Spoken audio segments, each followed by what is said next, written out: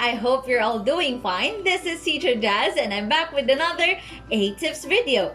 So as promised, we are going to talk about Chinese festivals. We can learn about Chinese culture and its heritage through its festivals. I'm so excited about it, so let's start!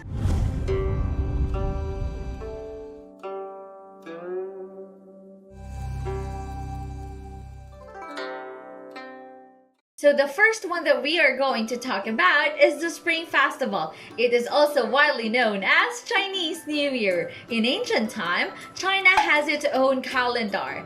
That is why the dates for their celebrations usually vary according to its Chinese lunar calendar. According to it, this celebration begins on the first day of the year. This is also the most important holiday in China, so people have a grand preparation for this celebration. Since red is an auspicious color for Chinese people, houses, establishments, and the streets are decorated with red lanterns, Chinese nuts, and also with Spring Festival couplets. Also, people like to stick the Chinese character Fu upside down because it means good fortune is coming. This is also the time when people can reunite with their families. I have another interesting fact for all of you. Chinese New Year's Eve dinner is considered as the most important meal of the year, so dishes like chicken and fish are must-haves because the meaning of their pronunciations are auspicious and abundant. Moreover, the most popular delicacy in south of China is tangyuan or glutinous rice balls, while north of China loves eating dumplings. In recent years, it has become a tradition for Chinese families, including those who are in foreign countries, to watch the Spring Festival Gala broadcast on China's central television channel on Chinese New Year's Eve. Similar with our customs in celebrating Christmas and New Year, Chinese people like exchanging gifts. In fact, they love giving red envelopes or 红包. They put money in red packets to drive away evil spirits and bring good luck.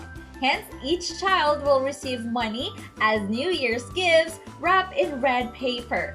They also call it lucky money. Also, people like setting off fireworks, but since it can cause extensive air pollution, they like using electric fireworks like this instead.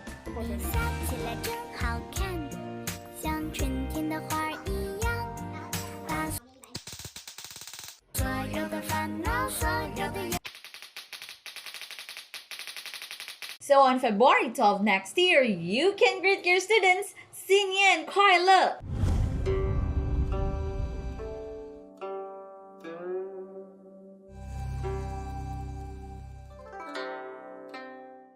So let's talk about the second festival.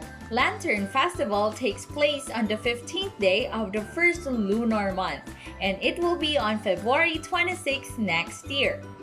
This also marks the end of the Spring Festival. This festival is the time of reconciliation, so people mend their broken relationships. Everybody goes out and gathers for the celebration. Some people visit the temple while others love guessing riddles. If they can guess it right, they receive a small gift from the lantern owner.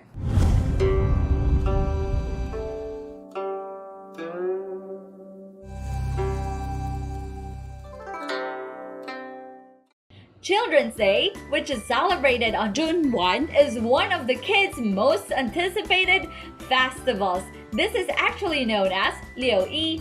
During this festival, kids have field trips. They will go to the amusement parks, museums, or zoo. In addition, children attend various activities in their schools. Some schools host talent shows in which kids are given opportunity to showcase their talents. Of course, this festival wouldn't be exciting enough without games and gifts given to the children. Thus, you can ask your young learners about the best gift they have ever received.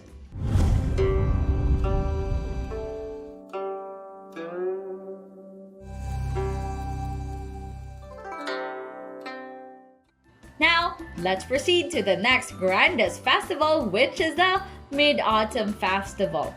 This is actually known as the Moon Festival since At this time, the moon is at its brightest and roundest.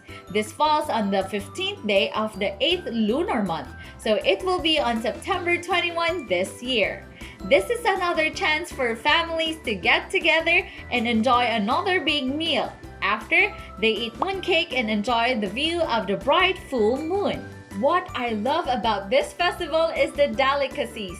Nowadays, the young generation loves to call it the Mooncake Festival. Mooncake is actually a must-eat food during this time. So it is a dense and sweet pastry which goes well with drinking tea. So it is a round cake which has sweet fillings of red beans and lotus seed paste. Sometimes it is also filled with salted egg yolk, fruits, nuts, and seeds. So, you can build rapport with your students by asking the activities done during the Mid-Autumn Festival.